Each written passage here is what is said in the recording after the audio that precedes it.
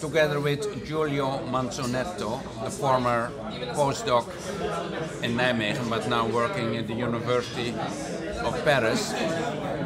We are writing a satellite to the old lambda calculus book. In the many years that have passed since then, that is 35 years ago, several open problems have been solved. In fact, most of the open problems have been solved, and we write about that. One of the biggest open problems was solved by Andrew Polonsky from the Ukraine, and he gave a beautiful solution. I tried to prove something. I had a conjecture, and I had many lemmas going in the direction of the conjecture. And what Andrew Polonsky did, he used all my lemmas, but he proved the opposite. Quite spectacular. Quite spectacular and pleasant. Well, in mathematics, one is not jealous, one enjoys if things go the other direction, because truth is truth, correct? And so we write a book. Still, there is one open problem, and that was emphasized by Gödel. Namely, if you take the simply typed lambda calculus, can you prove that this system is strongly normalizing? Namely, the beta reduction should be strongly normalizing by assigning to every term an ordinal, such that if m reduces to n, then the ordinal of m is bigger than the ordinal of n. And then, by the well-foundedness of ordinals, you get strong normalization. Now, this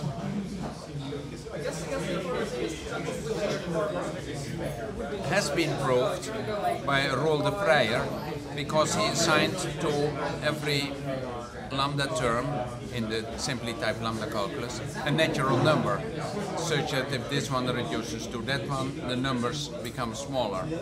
So you would say this problem is solved. But that assignment is somewhat complex, and Gödel was asking for a very simple assignment so that you can see immediately that reduction entails becoming smaller.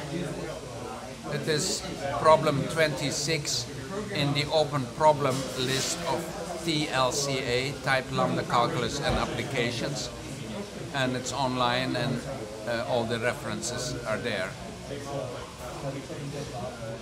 Now, what can I say more about lambda calculus? Yes, when I was writing my book, my friends tried to make advertisement for the subject of lambda calculus, that it is important for programming and understanding other phenomena. But I didn't feel like joining that advertisement campaign.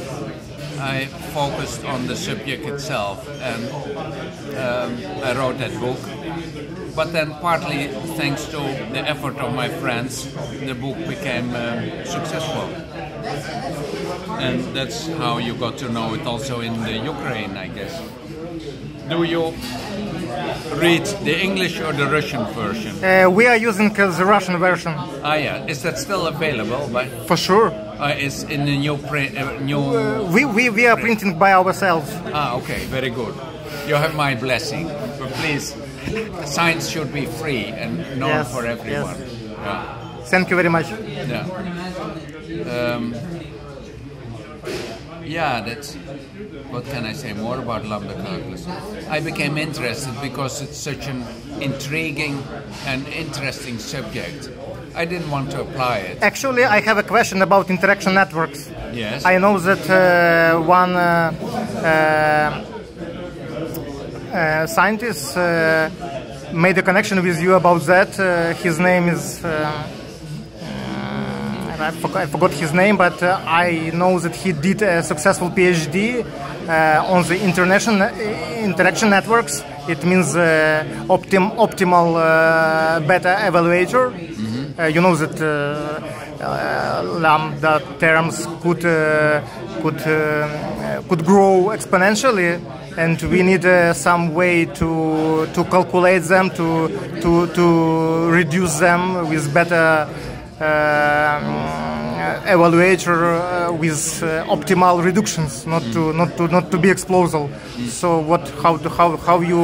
how you salute to that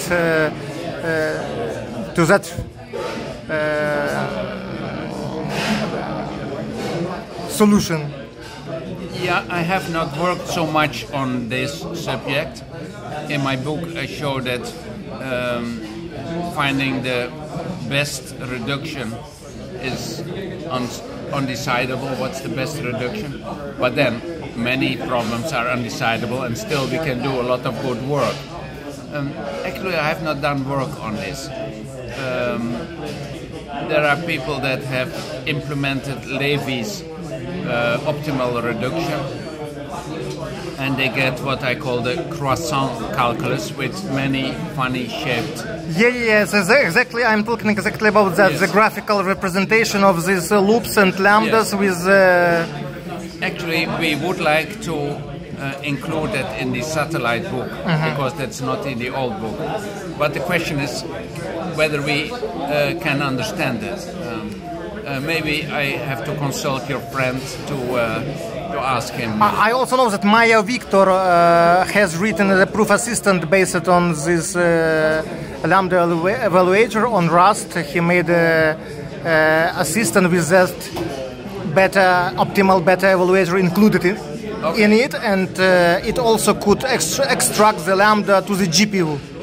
Oh, very good. So let's be in touch on that. Yes. So I hope that you and your colleagues enjoy lambda calculus, see the beauty of it. Yes, thank you very much for that, for lambda cube especially. Yeah. And now I think that the pure theory is beautiful, but also the applications in functional programming and in proof checking. There are two different applications, and all three are quite beautiful. You said to me that starting to learn the dependent theory and formal methods with pure test system is a good idea, yes. Right? Just in order to understand how the human mind works, to steps that we do intuitively, there are reasons behind our intuition. And I think it's an interesting investigation to understand our own intuitions. At final, I always ask question about Buddhism, about the meditation. We know all that you are doing your research nowadays about the formalization of consciousness, and you are a Buddhist teacher, you teach Vipassana. Could you say some words about that, to say hello to Buddhism, to Buddhist people around the world, to say hello to them? Well, I started to be interested in Buddhism through a Russian masterpiece in music. This is the Rite of Spring, made by Stravinsky in 1913. This is one of the most explosive pieces of the 20th century. And when I was listening to it, at one point I was overwhelmed. This was at a passage in which there are 14 different rhythms going through each other, and it was an overdose for the senses, as one conductor says. Then my consciousness collapsed, but I was not afraid of it. The reason was that I knew the music very well. I was only collapsed when I went to the performance on stage, when I saw all the musicians playing like mad. Later, the consciousness became normal again, but then as a result of that, afterwards, I had experiences of infinite space that both struck me in a very pleasant way and as a frightening way. It's a mixture of pleasure and frightening, and I wanted to solve that. I wanted to understand, and that put me to Buddhism. So I wish all the Buddhists in the world to investigate their mind and what happens in many different circumstances. Thank you very much for your interview, for your encouraging speeches, and we wish you all goodness, spreading the Buddhism teaching, make people happy, and all good to your family and to all people. Well, warm metta wishes to everyone. Thank you very much. Thank you, Mama.